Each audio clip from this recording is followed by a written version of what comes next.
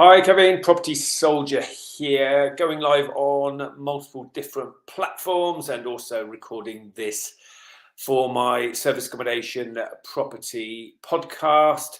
Any questions that you've got during this live, then please type them in the comments and I'll endeavour to answer your questions. If not, if I don't see any questions live, then I'll check back in on the different platforms and type any answers in, as long as they're not too long-winded answers.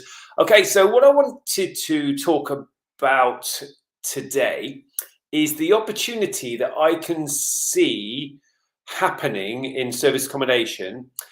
And what I'm referring to is the energy prices that we all know are going up significantly. And I'm also going to talk about the EPC changes that are coming in for landlords as well. Okay, so I've got buy-to-lets, I've got HMOs, and I've got serviced accommodation properties.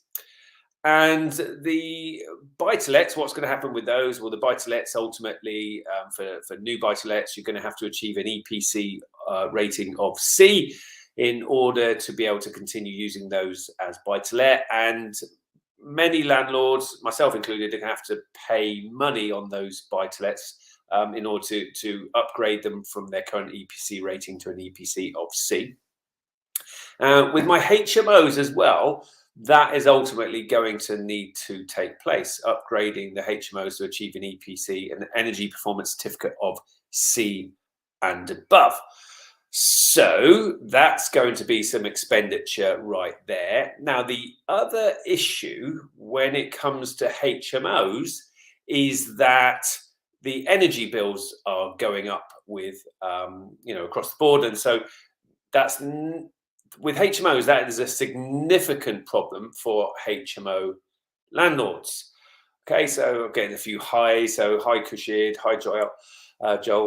So yeah, it's an issue for landlords, HMO landlords, especially because HMO tenants quite often, and many of you HMO landlords will be able to relate to this, they have their heating on with windows open and they don't seem to care because they are bills included.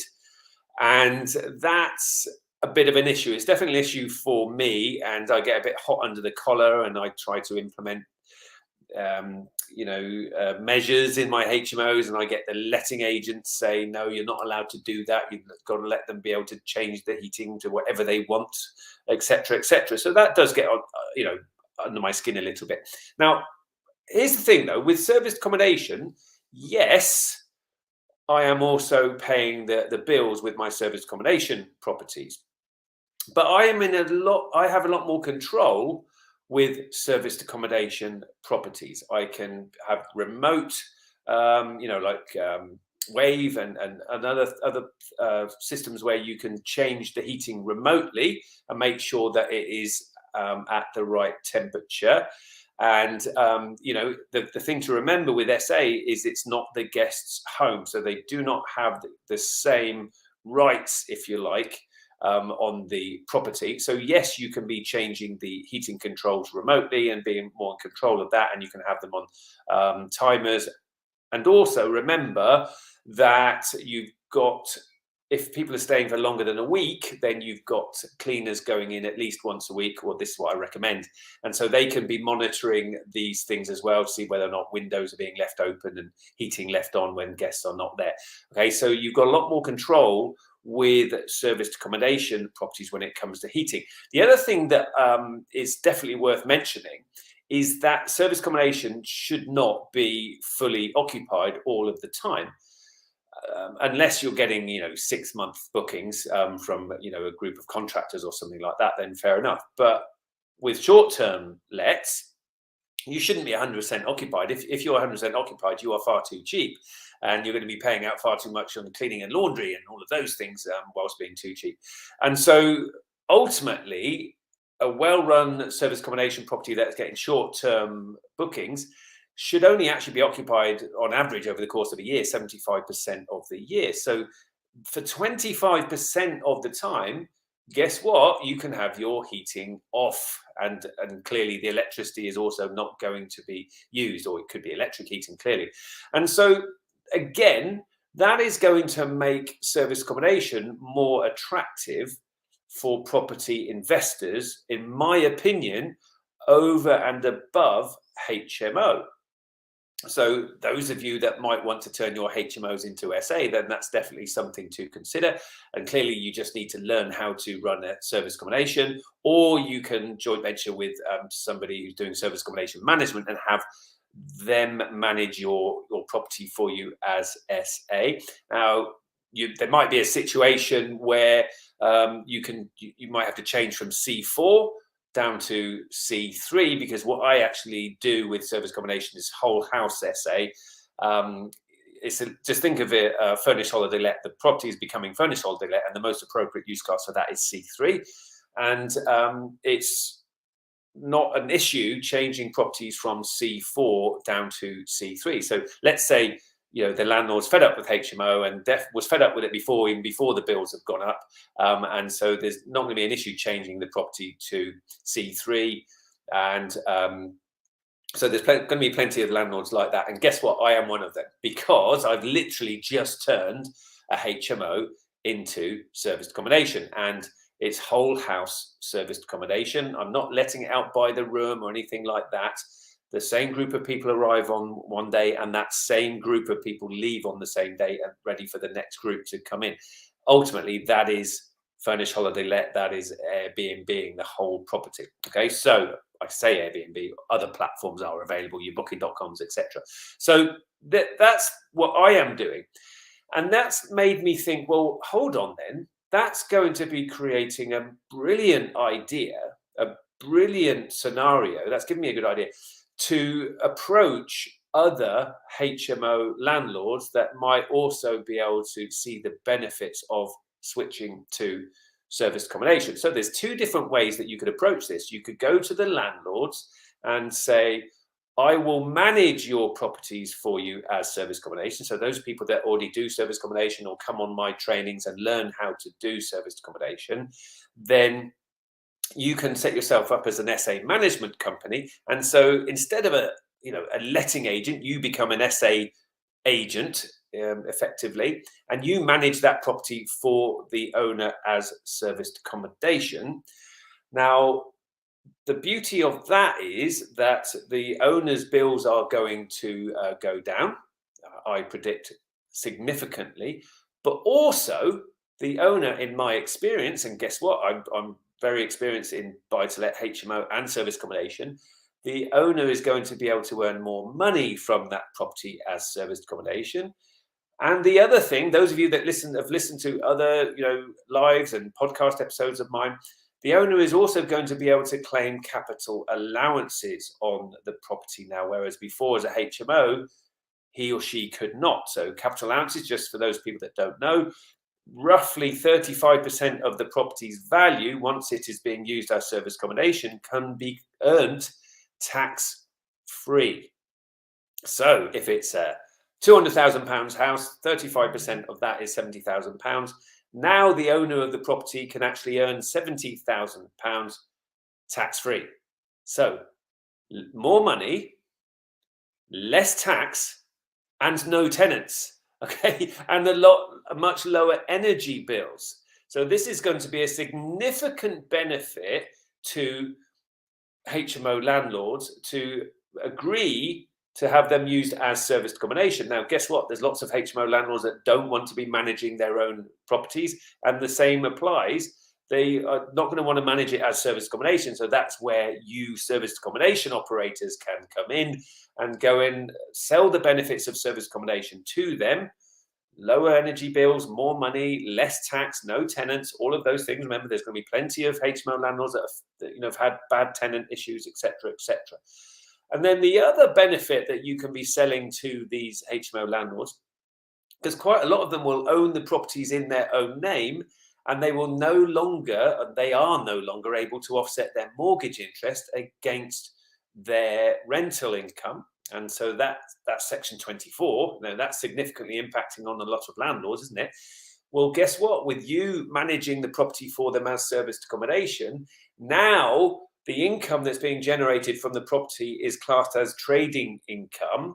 And so now that sits on the furnished holiday let page of the tax return, and there is a box there for mortgage interest for them to still be able to offset their mortgage interest against the income that they are now getting from the property. So I've just rattled off multiple benefits for SA operators to go and sell the benefits of service accommodation to HMO landlords, giving them a much better solution to the problem that they are currently facing. So EPC regulations, there's no set time frame on EPC affecting serviced accommodation. So whenever it does come in properly for single let and HMO, that's when it comes in, and then service accommodation is going to be much further down the road. Okay, because the regulation's coming in for tenancies, that it's coming in for where people live, so that tenants pay lower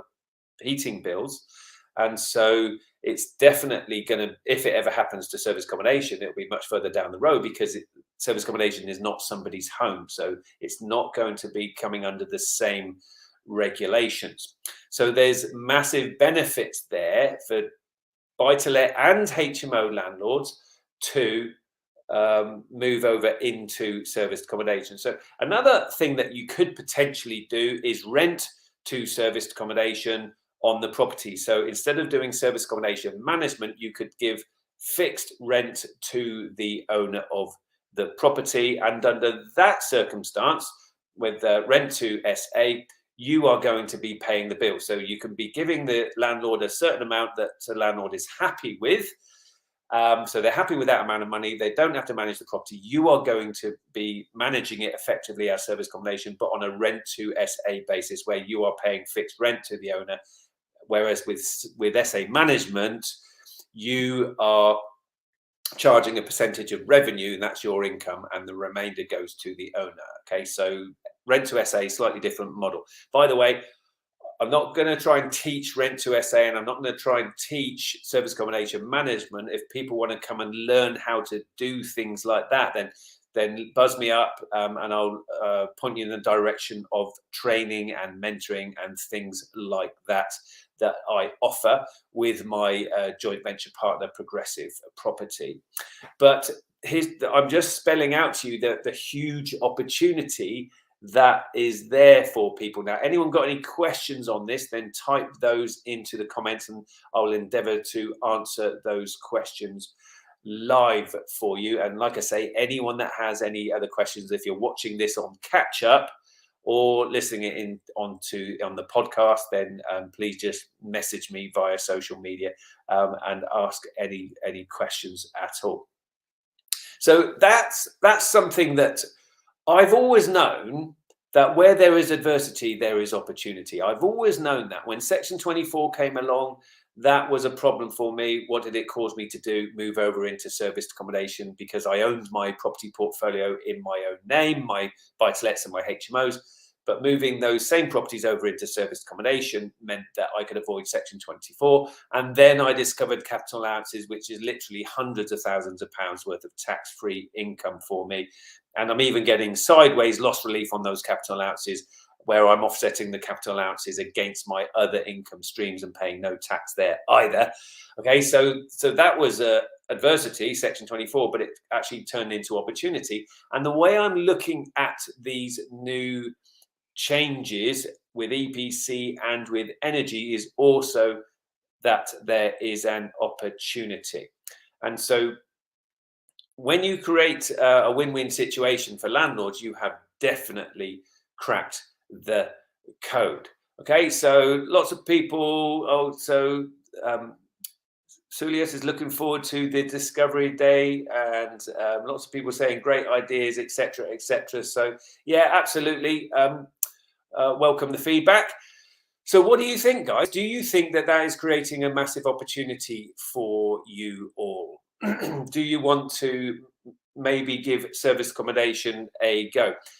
Now, when it comes to higher energy bills, the way I look at that is that, let's say with lower energy bills, you could cash flow £1,000 from a rent to SA property.